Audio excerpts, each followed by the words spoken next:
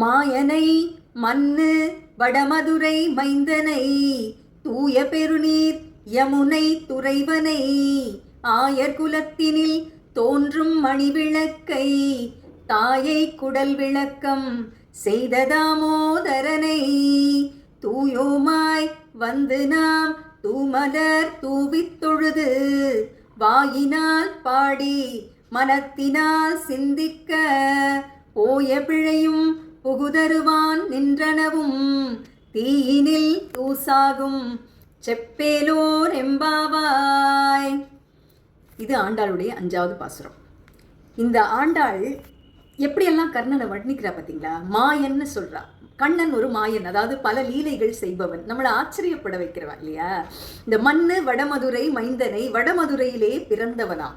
தூய பெருநீர் யமுனை துறைவனை, தூய்மையான பெரிய யமுனை நதிக்கரையில விளையாடினானாம். ஆயர் குலத்தினில் தோன்றும் மணிவிளக்கை, ஆயர் குலத்துக்கே ஒரு அழகான விளக்காக பெருமையாக வந்தவன். தாயை குடல் விளக்கம் செய்த தாமோதரனை, தன்னுடைய தாயான யசோதை, அவளுக்கு பெருமை சேர்த்தவன். யசோதை அவனை இடுப்புல கயிறால கட்டினப்ப அந்த சின்ன குழந்தைக்கு அண்ட சராசரங்கள் எல்லாம் தெரிஞ்சு யசோதையை ஆச்சரியப்படுத்தினவன் கண்ணன் இல்லையா? அதான் தாயை குடல் விளக்கம் செய்த தாமோதரன் அப்படிங்கிறது. தாமோதரன்னா தாமம்னா கயிறு, உதரம் என்றால் வயிறு. அந்த கயிற்றால் வயிற்றை கட்டப்பட்டவன் தான், வயிறிலே கட்டப்பட்டவன். இப்படிப்பட்ட கண்ணனை நாம் எப்படி வணங்கணும் அப்படின்னு சொல்றாங்க. தூயோமாய் வந்து நாம் தூமலர் தூவி தொழுது, சுத்தமான மனசோட வந்து தூய்மையான மலர்கள் எப்போதுமே தூய்மையானது இல்லையா?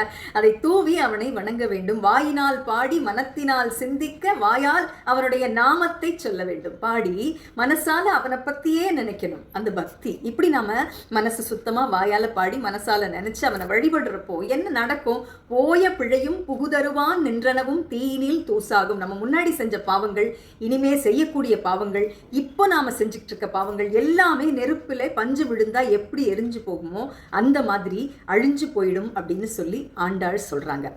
இது எப்படின்னா, நீங்கள் ஒரு பெரிய சமையல் பாத்திரத்தை வச்சுக்கோங்க. அதில் நிறைய கரைகள் இருக்குது, அழுக்குகள்லாம் இருக்குது. நீங்கள் என்னதான் தண்ணி ஊற்றி அலசினா கூட அந்த கரைகள் வந்து போகவே போகாது. ஆனால் ஒரு நல்ல ஸ்க்ரப்பரும் கொஞ்சம் சோப்பு தூளும் போட்டு நல்லா தேய்ச்சி மண்ணை வச்சு சுத்தம் பண்ணால் அந்த பாத்திரம் பளபளன்று புதுசு மாதிரி ஆயிரும் இல்லையா? அந்த மாதிரி தான் நம்ம மனசு. நம்ம வாழ்க்கையில் நாம் தெரியாத செஞ்ச தவறுகள், பாவங்கள் எல்லாம் அந்த பாத்திரத்தில் படிஞ்ச கரைகள் மாதிரி. என்னதான் நாம் கவலைப்பட்டாலும் சும்மா யோசிச்சுக்கிட்டே இருந்தாலும் போகவே போகாது. சுத்தமான மனசோட கண்ணனினுடைய நாமத்தை சொல்லி அவனை நினைச்சு வழிபட்டா அந்த கரைகள் எல்லாம் போய் மனசு புது பாத்திரம் மாதிரி பளபளன்னு சுத்தமாயிடும் இல்லையா? அப்படித்தான் ஆண்டாள் சொல்றா. உண்மையான பக்தியோட இறைவனை வணங்கும் போது நம்மளுடைய பாவங்களுக்கெல்லாம் ஒரு முற்றுப்புள்ளி வச்சிடலாம்னு அர்த்தம். நன்றி, வணக்கம்.